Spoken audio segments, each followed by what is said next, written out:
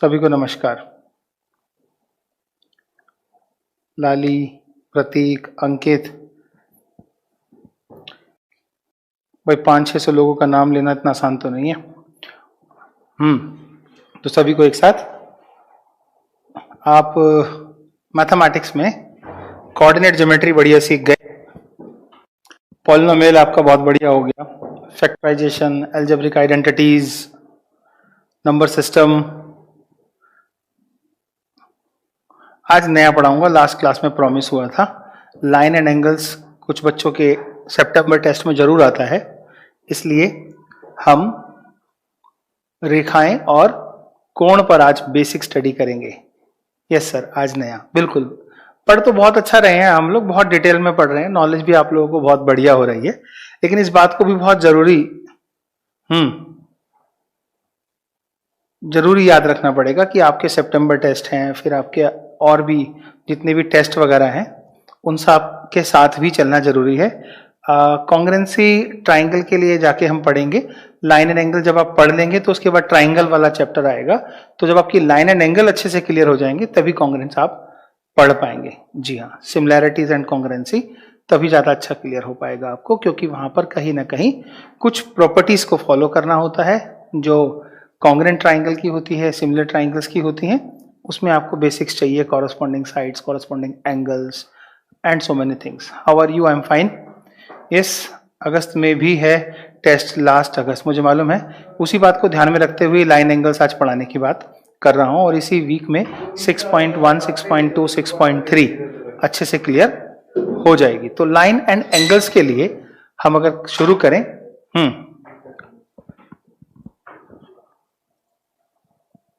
Okay जी, तो आज हम पढ़ेंगे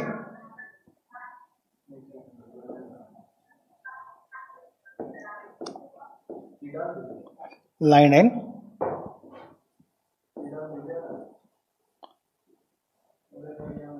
ये थोड़ा पतला कर लेते हैं।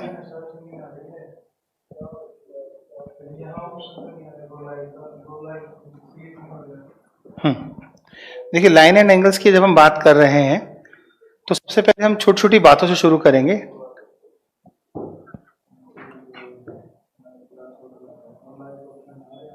सबसे पहले बात करते हैं कि दिस इज अ लाइन। एक लाइन और लाइन से मिलता हुआ शब्द लाइन सेगमेंट, जिसे हिंदी में हम रेखा और रेखाखंड बोलते हैं। छोटे छोटे पॉइंट्स को समझेंगे तो समझ आने लगेगा। This is my dear line, जिसे हम हिंदी में रेखा बोलते हैं। अब इस लाइन की पहली सिंपल सी बात, इसकी मेजरमेंट नहीं है। मतलब आप इसे, जब कोई कहे कि आपको 5 सेंटीमीटर लाइन खींचनी है तो वो गलत बात है, क्योंकि जो लाइन है उसकी कोई लिमिट ही नहीं है, उसकी कोई एंड पॉइंट नहीं है। इसलिए आप ये कह सकते हैं कि इसकी मेजरमेंट 5 सेंटीमीटर नहीं हो सकती, लेकिन फिर भी अक्सर हम स्केल से 5 सेंटीमीटर ड्रॉ कर लेते हैं। तो वो जो हम ड्रॉ करते हैं वो क्या है, इसके हम एंड पॉइंट की बात कर सकते हैं, ए बी की। ठीक, इसको हम लाइन सेगमेंट बोलते हैं।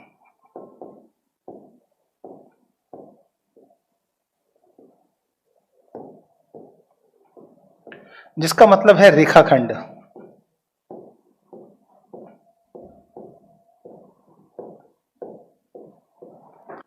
अब लाइन सेगमेंट मींस रेखाखंड, इसकी अपनी एक मेजरमेंट होती है। 4 सेंटीमीटर रेखाखंड, लंबी रेखाखंड खींचिए, या draw a line segment of 4 centimetre, ये लाइन सही है। अगर ये लाइन बोली जाए कि draw a line of 4 centimetre, तो इसमें एक गलती है। लाइन नहीं, लाइन सेगमेंट होना चाहिए, रेखा नहीं, रेखाखंड शब्द होना चाहिए। तो शब्दों का सही प्रयोग आना चाहिए। अब इसके बाद एक और शब्द आता है हमारे पास, रे। दिस इज कॉल्ड रे, एंड रे को हम हिंदी में किरण बोलते हैं। जैसे सूर्य की किरणें, तो सूर्य की किरणें रेज, तो इस तरीके से हम इसे रे बोलते हैं, जिसका एक एंड पॉइंट होता है और दूसरा एंड पॉइंट नहीं होता। जैसे लाइन में दोनों साइड पे एंड पॉइंट नहीं है। चैप्टर है line and angle. Yes, exercise हमारी है 6, ठीक है, और चैप्टर है लाइन एंड एंगल्स। अब यहाँ पे आपको कितनी सारी चीज सीखने को मिलेंगी, वो छोटी छोटी बातें आप समझेंगे तो आपको बढ़िया समझ आएगा। आपको पता है मैं कोई भी चैप्टर जब शुरू करता हूँ तो बहुत सारे बेसिक्स बताता हूँ और उसके बाद एक लेवल पर आप पार्टिसिपेट करते हैं क्वेश्चनों में, ऑटो रन पे आपका पता लग जाता है। हाँ, अभी शुरू किया है संकेत। अब इस पॉइंट के आगे चलें और देखें कि इसके बाद क्या होगा। तो हमारे पास इन दो रेस से मिलकर एंगल बनना शुरू होता है। दिस इज, आप देखिए इसी पॉइंट पर हमने दो रेस बना दी। तो इन दो रेस के बीच का जो ये गैप है, दिस इज कॉल्ड हिंदी में कोण, और इसी को हम एंगल बोलते हैं। अब इस एंगल के बेस पर आप धीरे धीरे समझते हैं एंगल दो तरह के होते हैं। अगर ये हमारा एंगल है तो इस तरफ भी एक एंगल है, इस एंगल को हम, जी हाँ, रिफ्लेक्स एंगल बोलते हैं।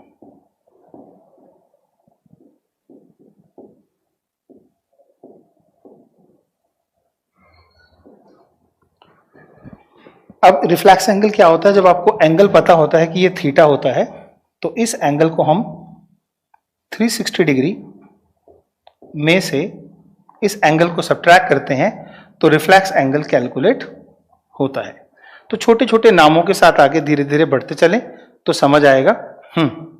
अब लाइन सेगमेंट क्या है? लाइन सेगमेंट एक ऐसा हम बोल सकते हैं कि जिसकी मेजरमेंट होती है, जिसके एंड पॉइंट्स होते हैं। This is line segment. चलिए अब और बात समझते हैं। इसके बाद अगर हम कुछ बात करें तो हमारे पास एंगल को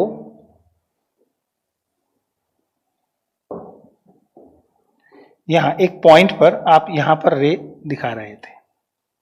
यदि ये आपकी एक लाइन है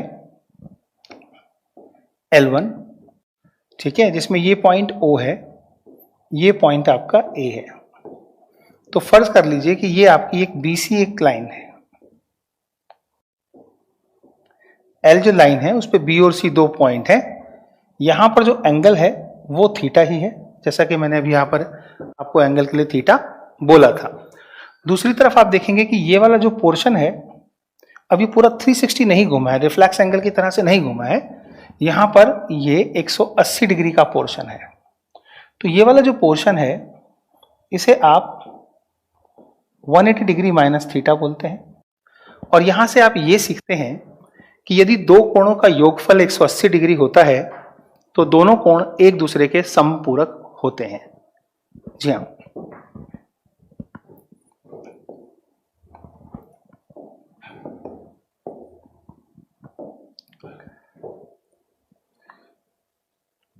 so theta and 180 degree minus theta are the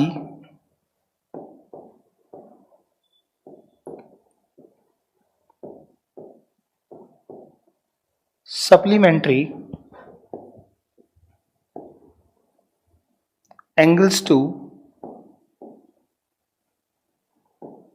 each other।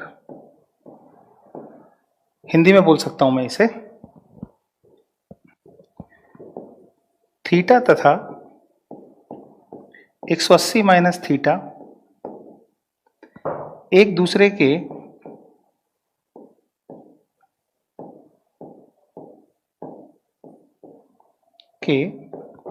समपूरक कोण होते हैं।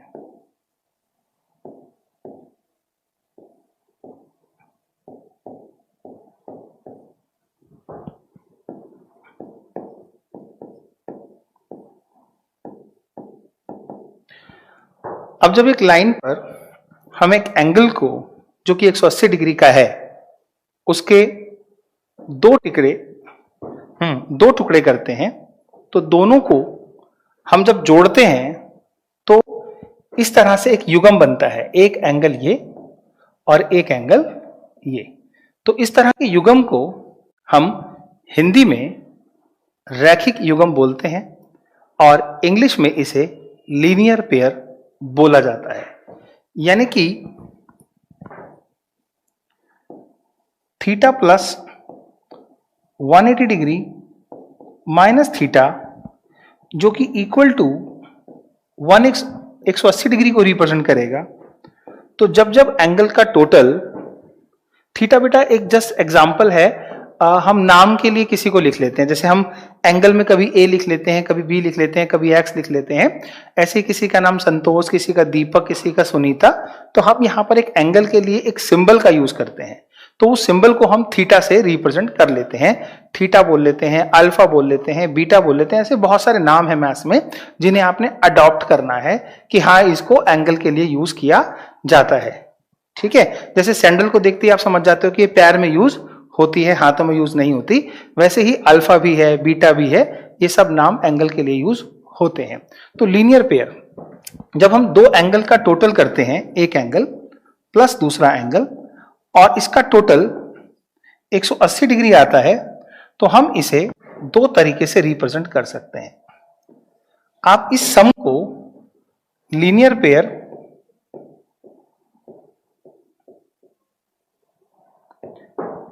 यानी कि रैखिक युग्म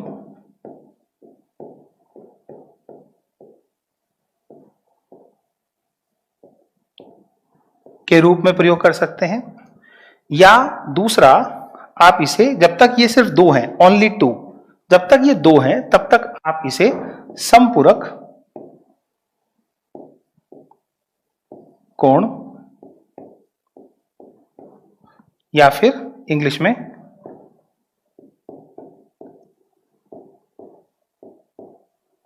सप्लीमेंट्री एंगल्स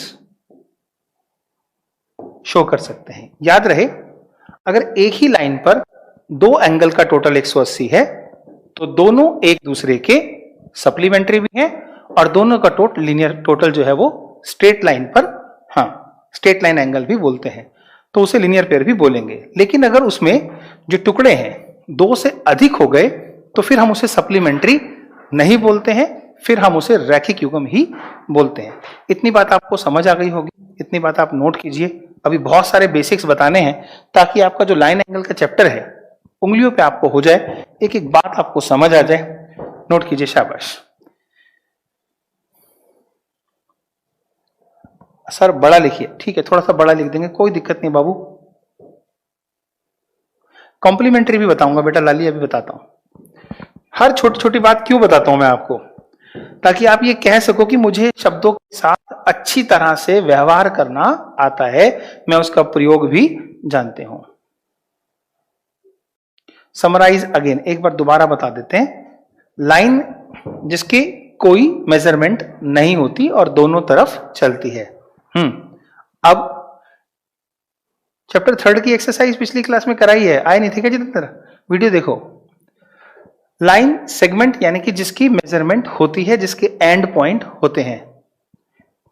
रे जिसका एक एंड पॉइंट होता है और दूसरी साइड वो ओपन होता है, ठीक, एंडलेस होता है। दो रेस के एक पॉइंट से निकलने के बीच का जो मान होता है उसे हम कोण बोलते हैं, और उस कोण के परली वाली साइड जो एंगल होता है उसे हम रिफ्लेक्स एंगल बोलते हैं। अब जब हम एक ही लाइन पर एक एंगल शो करने के साथ साथ दूसरा एंगल भी शो करते हैं, राइट रॉन्ग, तो उस समय उन दोनों एंगल को एक 180 डिग्री के टोटल से देखते हुए एक एंगल को अगर थीटा बोले तो दूसरे पोर्शन को हम 180 माइनस थीटा बोलते हैं, यानी कि ये एंगल एक दूसरे के सप्लीमेंट्री होते हैं। मतलब जब सप्लीमेंट्री संपूरक का प्रयोग हो तो दिमाग में बात आनी चाहिए कि दोनों एंगल का जो टोटल है वो 180 डिग्री होगा। अगर एक को 40 बोला गया तो दूसरे को 140 डिग्री बोलना पड़ेगा। चलिए, अब इतनी बात समझ आती है। देखिए, अगर आपका ये जो चैप्टर है ये बढ़िया समझ आएगा तो आपको ट्राइंगल वाला चैप्टर बहुत अच्छा समझ आएगा, और ट्राइंगल वाला चैप्टर अच्छा समझ आएगा तो क्वाड्रिलेटरल अच्छा समझ आएगा, और जब ये तीनों अच्छे समझ आएंगे तो आपकी कंस्ट्रक्शन वाला तो वैसे ही इजी हो जाएगा, राइट रॉन्ग। इसलिए कहीं पर भी कोई भी चीज ना समझ आए तो उसे समझना।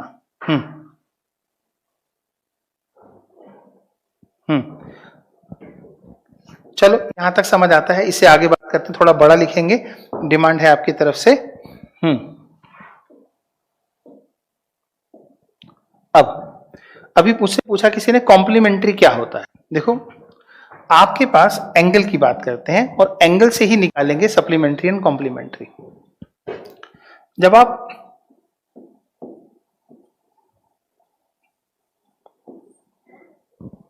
एंगल्स की बात करेंगे तो यहां पर एक एंगल आपका होगा, जिसे हिंदी में बोलेंगे हम अधिक कोण, जिसे इंग्लिश में हम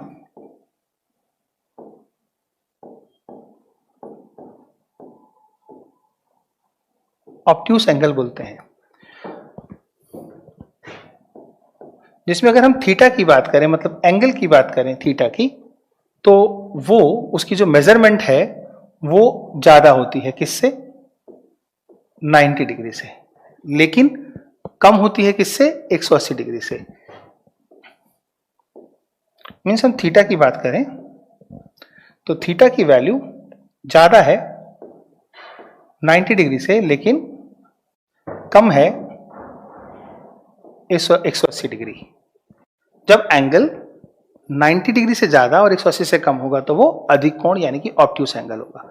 लेकिन कभी कभी हमारे पास एक और नाम सुनने को मिलेगा, दैट इज कॉल्ड न्यून कोण, जिसे हम हिंदी में न्यून और इंग्लिश में एक्यूट एंगल बोलते हैं।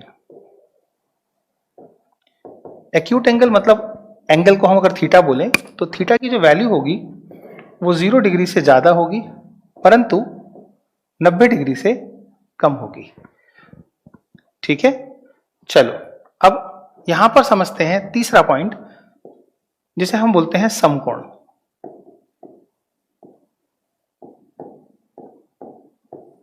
अर्थात राइट एंगल।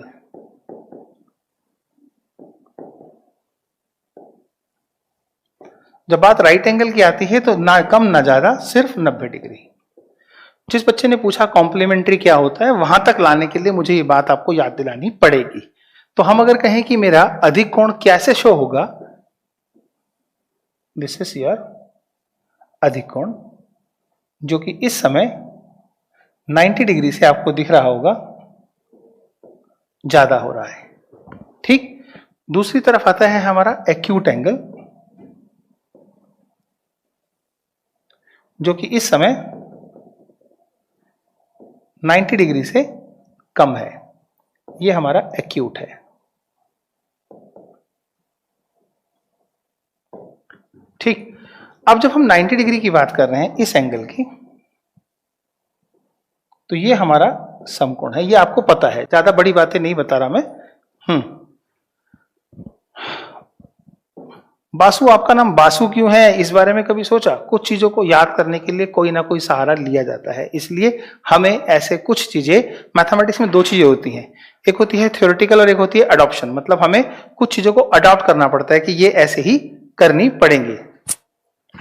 अब इतनी बात समझने के बाद आपको समझ आएगा कि हमारे पास समकोण, राइट एंगल, 90 डिग्री की बात अगर देखें तो 90 डिग्री के ही दो टुकड़े करें तो आपको कॉम्प्लीमेंट्री मिलता है। देखिए, ये है आपका समकोण। इस समकोण के हमने दो हिस्से कर दिए। एक को यदि मैंने बोला थीटा, तो मैंने दूसरे को बोला 90 डिग्री माइनस थीटा। तो बेटे कॉम्प्लीमेंट्री एंगल क्या होते हैं? यस,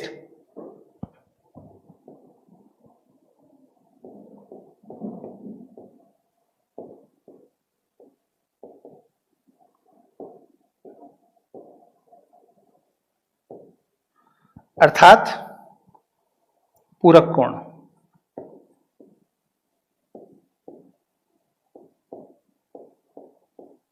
पूरक कोण वो कोण होते हैं जिनमें दोनों एंगल का टोटल 90 डिग्री होता है। मतलब sum of the two angles is equal to 90 degree. तो आप बोल सकते हैं यदि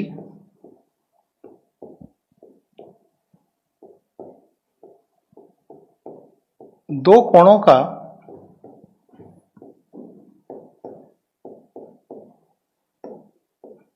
योगफल 90 डिग्री होता है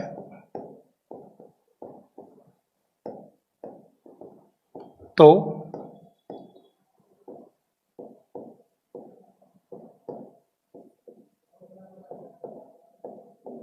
दोनों कोण एक दूसरे के पूरक कोण होते हैं।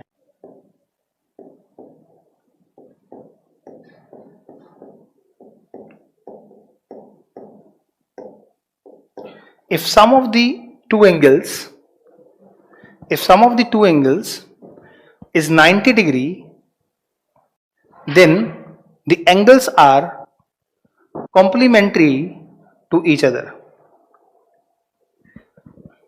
अगर किसी कॉम्प्लीमेंट्री एंगल में दो से ज्यादा एंगल हुए तो वो कॉम्प्लीमेंट्री होंगे ही नहीं। जी हाँ, अब इतनी बात आपको समझ आनी चाहिए। इसके बाद हम आगे चलेंगे। आपको अधिक कोण, न्यून कोण, समकोण, कॉम्प्लीमेंट्री, सप्लीमेंट्री के बारे में मैंने अभी तक बताया।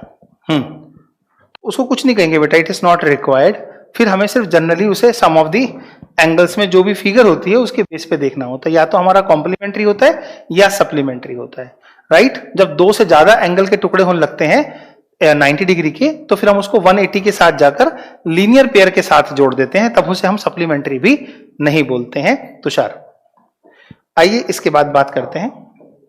इंग्लिश बता दूं मैं, if sum of the two angle is equal to 90 degree, yes, then we can say the angles are complementary to each other. आइए एक क्वेश्चन देखते हैं।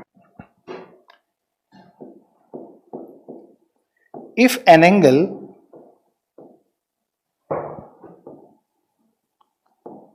is 20 degree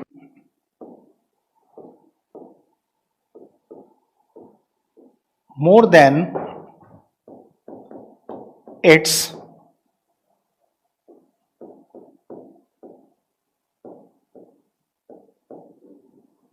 complementary angle,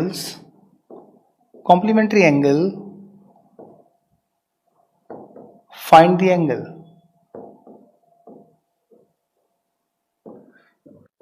Hindi में बोले,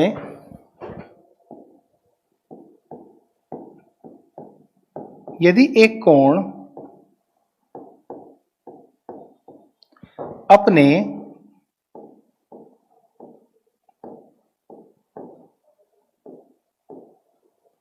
पूरक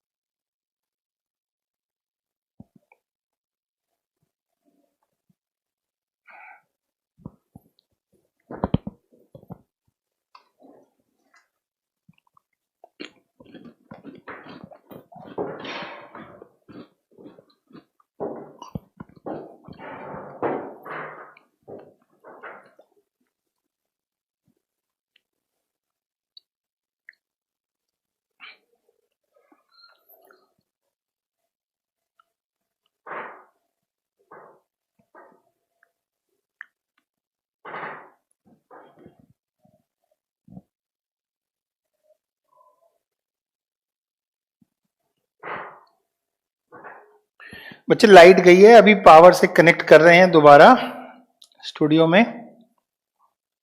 वेट अ मिनट।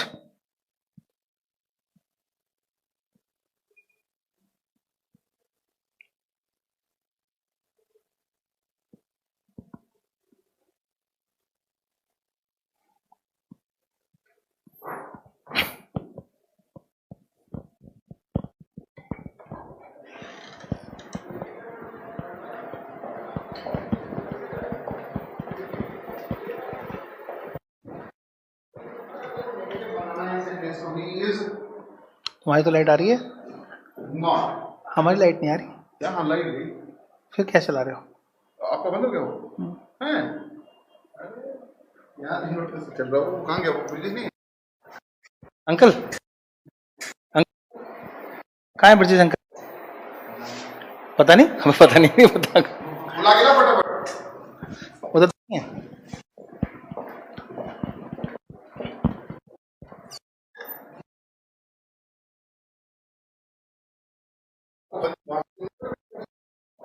तो है, बोर्ड पे लगी है ना।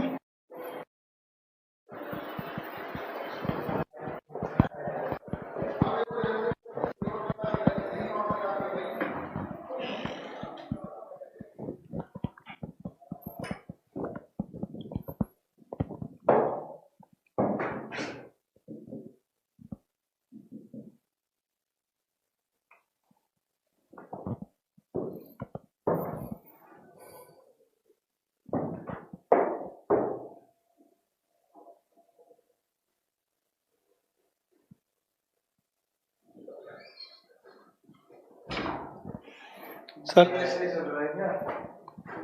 इसको दबा भी लिया मैंने, चलिए ना।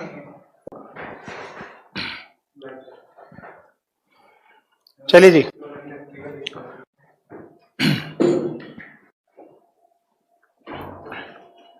मुझे थोड़ा सा इलेक्ट्रिसिटी प्रॉब्लम हो गया था, लाइट चली गई थी, तो अभी इन्वर्टर वगैरह से बैकअप में एकदम बोर्ड स्टार्ट नहीं हुआ। अभी आई थिंक आप लोगों को मैं लाइव हो गया हूँगा, आपको मेरी आवाज आ भी रही होगी। तो यहां था if an angle is 20 degree more than its complementary angle find the angle. यदि एक कोण, हिंदी भी जरूरी है भाई,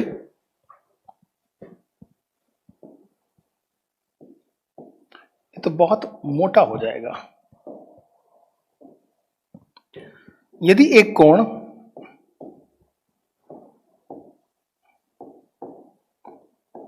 अपने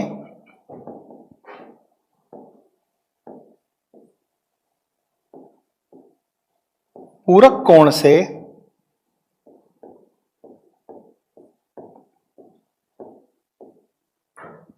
बीस डिग्री अधिक है,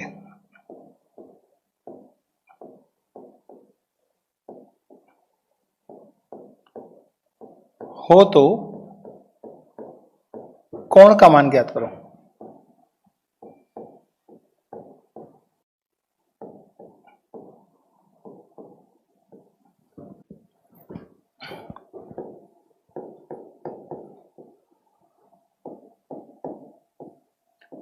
ठीक है, अब देखिए आपके पास एक शब्द है कॉम्प्लीमेंट्री एंगल, अर्थात पूरक कोण।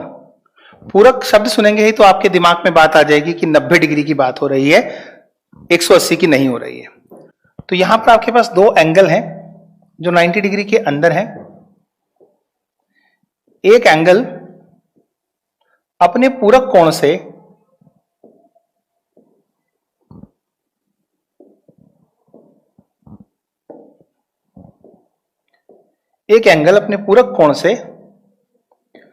अधिक है, कितना? 20 डिग्री। अगर इसे पूरक कोण कहा जाए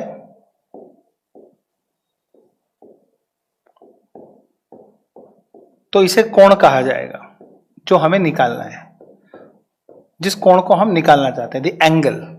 if it is called complementary angle it will be the angle, क्योंकि ये ज्यादा है। हमें पता है let the angle be theta and complementary angle is 90 minus theta, या इसको फिलहाल बोलते हैं थीटा से 20 डिग्री ज्यादा। अब क्योंकि कॉम्प्लीमेंट्री की बात हो रखी है तो हमने इसे क्या करना है, according to question, angle and its complementary angle, दोनों का जो टोटल होगा, कॉम्प्लीमेंट्री वर्ड होने की वजह से 90 डिग्री यूज होगा, सम। यहां हो गया 2 theta that is equal to 90 degree minus 20 degree, and this is my dear 70 degree upon 2 means 35 degree. But ये हमारा एंगल नहीं है, क्योंकि ये तो हमारा कॉम्प्लीमेंट्री एंगल है। जो एंगल हमें निकालना है वो 20 डिग्री मोर है, राइट? अब this is equal to theta plus 20 degree जो हमें निकालना है, और थीटा की वैल्यू हमने निकाली है 35 डिग्री, तो आंसर आ गया हमारा 55 degree. Okay,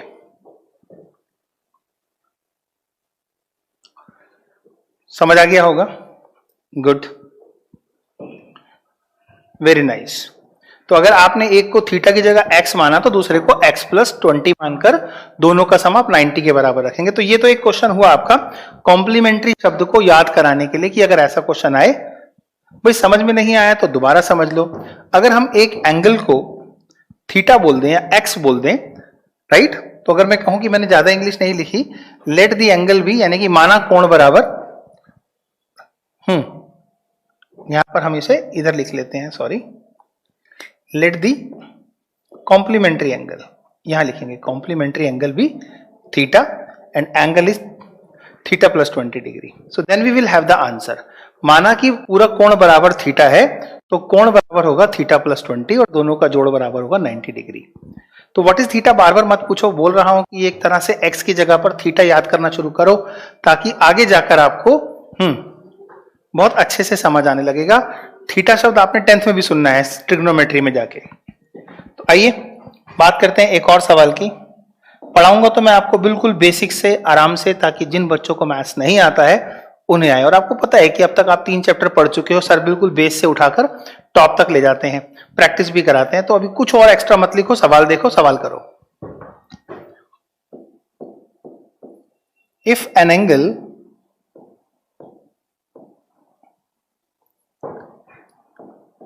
is 40 degree less than its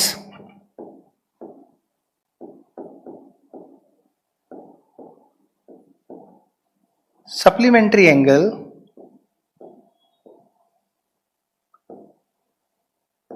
find the angle।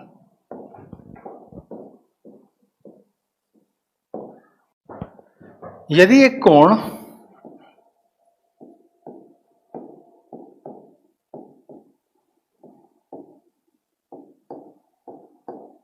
अपने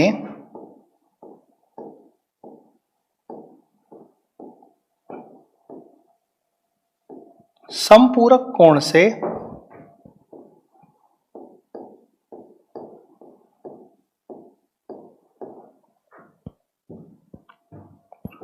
40 डिग्री कम है,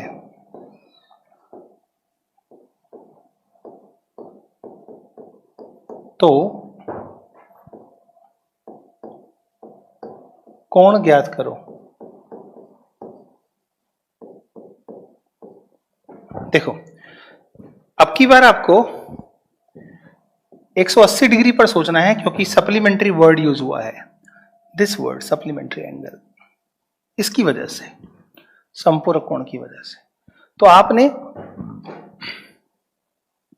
दो एंगल दिखाते समय 180 डिग्री के बेस पर एक एंगल 40 डिग्री कम है। अगर ये वाला एंगल थीटा हो तो ये थीटा माइनस 40 डिग्री होगा।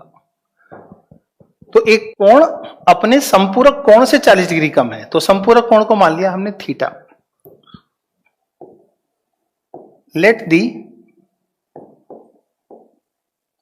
Supplementary angle be theta.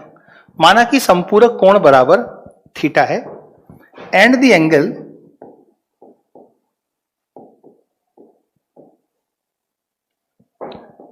Is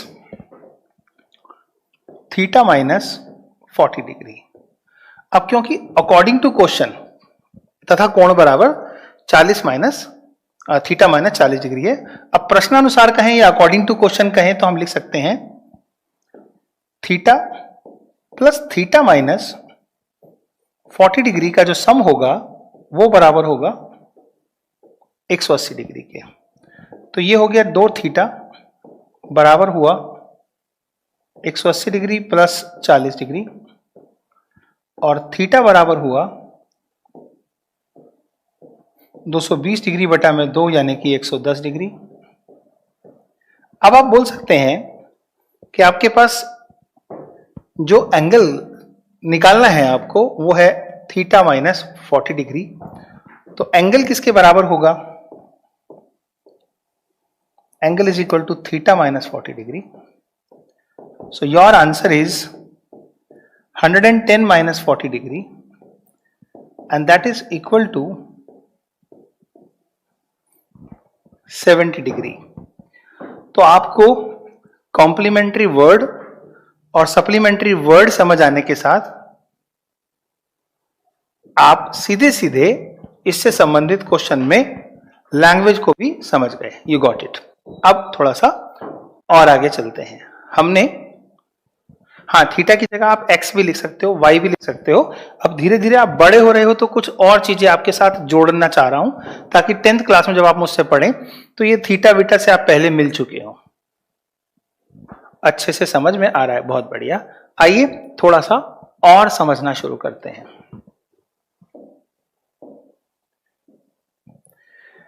देखिए बेटा, हमारे पास ये जो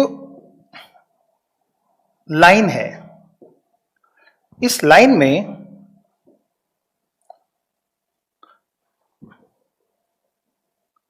आपके पास अभी सिर्फ लाइन और एंगल की बात है, ज्यादा हमें इंटीरियर एंगल, एक्सटीरियर एंगल और एंगल्स की बहुत सारी प्रॉपर्टीज की जो बातें जो हमने करनी है वो बात की बात है। फिलहाल इस लाइन पे अगर ये एंगल x डिग्री हो और ये एंगल 4x डिग्री हो और आपके पास कहा जाए कि इस लाइन को आप ए बी बोल रहे हैं और ये पॉइंट O है और ये पॉइंट C है और आपको x की वैल्यू निकालनी हो, तो बहुत इजी सवाल है, मुझे मालूम है, राइट रॉन्ग। तो इसे हम क्या कहेंगे, इन द गिवन फिगर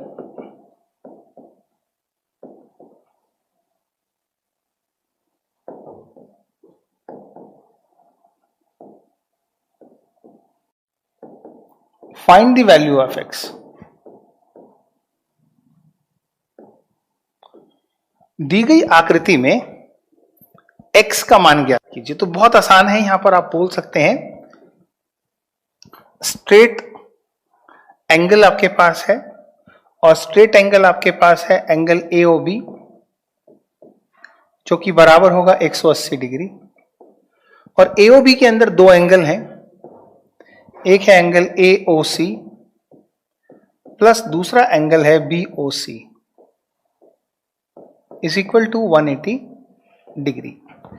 AOC की वैल्यू फिलहाल है यहां पर 4x और BOC की है x। अब यहां आपके मार्क्स कट जाएंगे अगर आप यहां नहीं लिखेंगे लीनियर पेयर, अर्थात हिंदी में लिखना पड़ेगा आपको रैखिक युग्म। This is 5x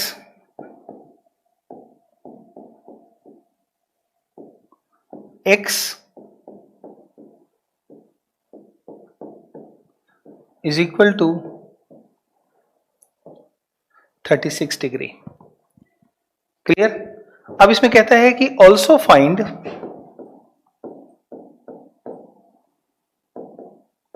angle AOC and angle BOC। जब आपके पास एंगल BOC था तो वो x ही था जिसकी वैल्यू आपको 36 डिग्री आई है और एंगल AOC की जो वैल्यू है वो 4x है जिसमें 4 इंटू में 36 दैट इज इक्वल टू 36 चौके 144। आपको पता है मेरी आदत ना, मैं पहले जब कोई भी चैप्टर शुरू करता हूं तो बहुत धीरे धीरे आपको खूब पकाता हूं। कुछ बच्चे इंटेलिजेंट होते हैं तो वो कहते हैं थोड़ा तेज पढ़ाओ, जल्दी पढ़ाओ और जल्दी कराओ और तेजी से कराओ। तो एक बात छोटी सी है भाई, अगर आप में से कुछ बच्चे इतने वीक हैं जिन्हें इतने धीरे पढ़ाने पे भी नहीं समझ आता तो फिर मैं उनका क्या करूं, वो भी तो मेरे भरोसे पढ़ रहे हैं ना, उन्हें भी तो सिखाना है। तो यहां पर सिलेबस नहीं परचेस किया है आपने ना, आपने एक डिसीजन लिया है कि मैथमेटिक्स कहां सीख पाएंगे। तो जहां आप सीख पाएंगे वहीं तो सीखेंगे ना, वरना तो 2-4 दिन के बाद आप क्लास अटेंड ही नहीं करोगे। तो मजा कब आता है, जब चीजें समझ आती हैं। अब देखो कुछ बच्चे, अमृता है बेटा, आपके अनुसार 6.5 पढ़ाइए। अरे 6.5 को सीधा पढ़ाने का मतलब क्या है, आज बिल्कुल नहीं पढ़ाऊंगा 6.1 2 3 जो भी है, आज तो मैं सिर्फ वही पढ़ाऊंगा आराम से जिससे सबको समझ आ जाए। जिन्हें फास्ट पढ़ना है वो थोड़ी देर सो जाओ, उठ जाना।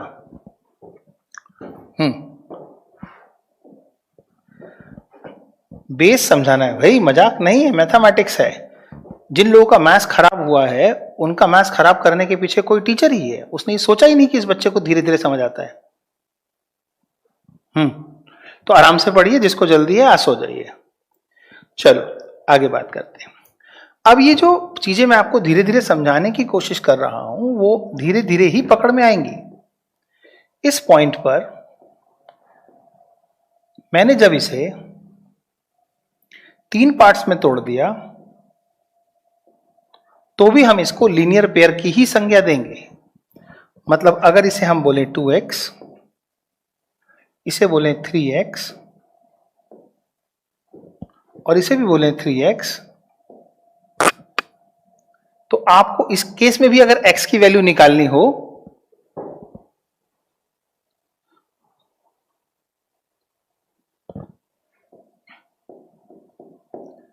मैंने तो सोच रखा है मैं एक एक बच्चे को मैथमेटिक्स सिखा के रहूंगा।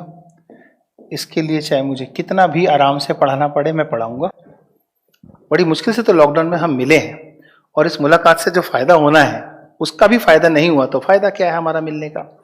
अब धीरे धीरे आप आगे बढ़ रहे हैं। आप क्या देख रहे हैं? Find x in the given figure, find x in the given figure.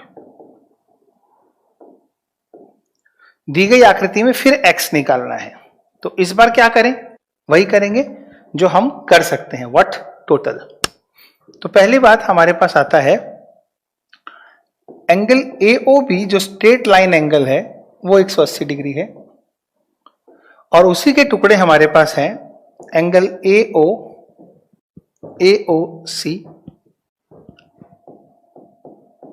Plus angle COD।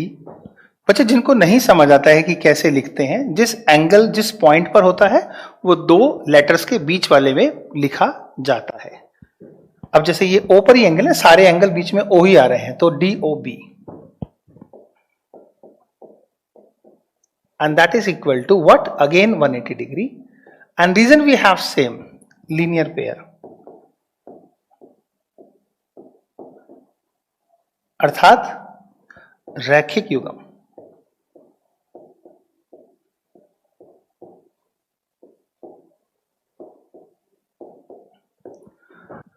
यहां आपके पास पहले है 3x, जितना हो सकता है पको आज, सहज पको सो मीठा हो।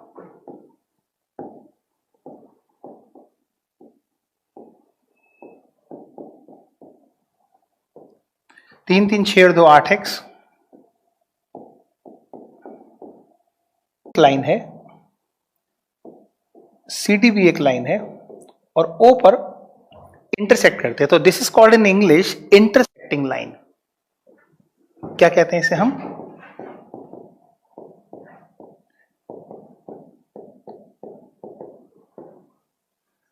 Intersecting line.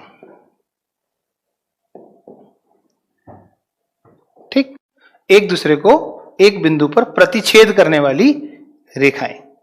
ठीक है, तो अब ये इनका इंटरसेक्टिंग पॉइंट है, प्रतिच्छेद बिंदु है। क्लियर है? आपको समझना है कि एंगल BOC मीन्स BOC, इसके ठीक सामने AOD,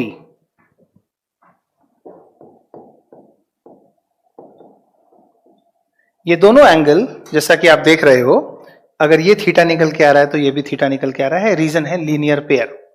लीनियर पेयर मतलब रैखिक युग्म में अगर एक कोण थीटा होता है तो दूसरा 180 में से माइनस होता है और फिर 180 माइनस थीटा को फिर दोबारा 180 करना हो तो माइनस का थीटा है तो फिर ये प्लस का थीटा होगा। तो हमें ये समझना है कि जब एंगल BOC और AOD की वैल्यू आई तो सेम आई। ठीक, और फिर जब हमने एंगल COA यानी कि AOC की वैल्यू निकाली, AOC मतलब AOC, तो उसके बिल्कुल सामने BOD की वैल्यू आई। तो माय डियर, जिस लेवल पर ये बराबर हुए हैं इसके लिए जरूरी है जैसे आपके दोनों हाथ एक दूसरे को क्रॉस करो, डेंजर का साइन देखते हैं आप। इस साइन में एक पॉइंट पर जहां पे इंटरसेक्ट हुआ है वो इंटरसेक्टिंग पॉइंट है, इसीलिए ये इंटरसेक्टिंग लाइन है। Right wrong? अब इस इंटरसेक्टिंग लाइन में यदि ये एंगल थीटा आया तो ये एंगल 180 माइनस थीटा आए। जिस रीजन से ये दोनों बराबर हैं उस रीजन को क्या बोलते हैं? Vertical opposite angle. Vertically opposite angles. शीर्ष के आमने सामने देखना, इसे बोलते हैं शीर्षाभिमुख कोण।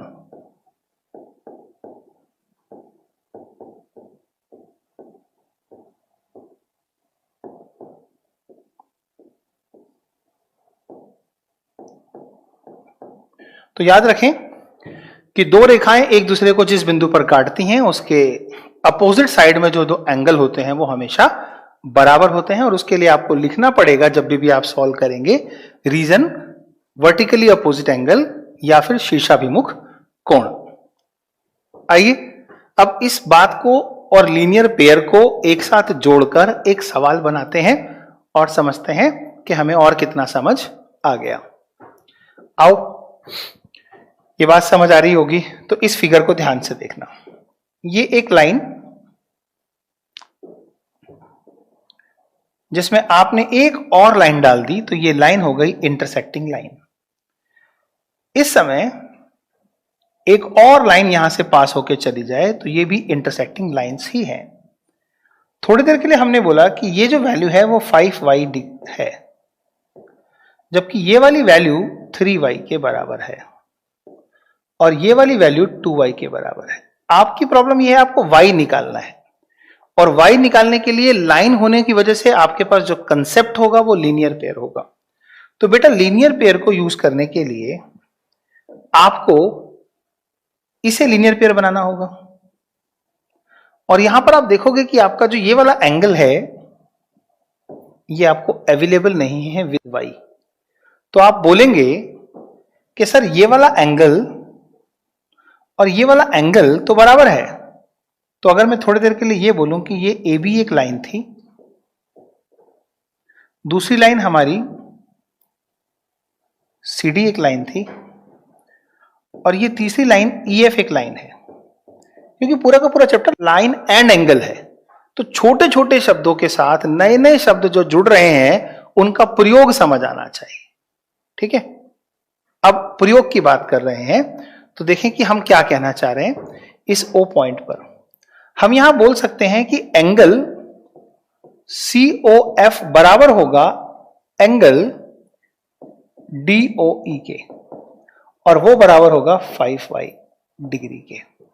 अब आप जानते हैं कि आपका एंगल AOB जो है वो स्ट्रेट लाइन एंगल है, राइट, रैखिक युग्म है। तो यहां पर आप एंगल AOB के तीन पार्ट देखते हैं। एक angle AOC plus COF plus FOB is equal to 180 degree, और बोल सकते हैं वही लीनियर पेयर। शॉर्ट में लिख दिया मैंने क्योंकि बार बार आपको पता है रैखिक युग्म ही लिख रहा हूं। AOC की वैल्यू 3y है, COF की वैल्यू 5y होगी। क्यों सर, ये नहीं ना, COF plus 2y, and my dear this is equal to 180 degree. अब आप आराम से बता सकते हैं कि y की वैल्यू क्या होगी इन दिस प्रॉब्लम। तो 5 और 3 8 और 2 10y की वैल्यू 180 डिग्री के बराबर है, और y की वैल्यू 180 बटा में 10 यानी कि 18 डिग्री के बराबर है। तो बच्चे यहां पर आपने जब इसको बराबर लिखा तो अगर आपने ये नहीं लिखा ना कि ये क्यों बराबर है, वर्टिकली अपोजिट एंगल, तो आपके मार्क्स इस बात के कट जाएंगे कि आपने किस आधार पर इसे बराबर बोला है। क्योंकि आपको तो पता है कि आपने जिस आधार पर बोला, लेकिन जो पेपर चेक कर रहा है, जो टीचर देख रहे हैं, वो भी तो जानना चाहते हैं ना कि आपने इसे बराबर बोला है तो क्या कारण है। वो कारण लिखना जरूरी है। You will have to write this angles are equal just because of the vertical opposite angle.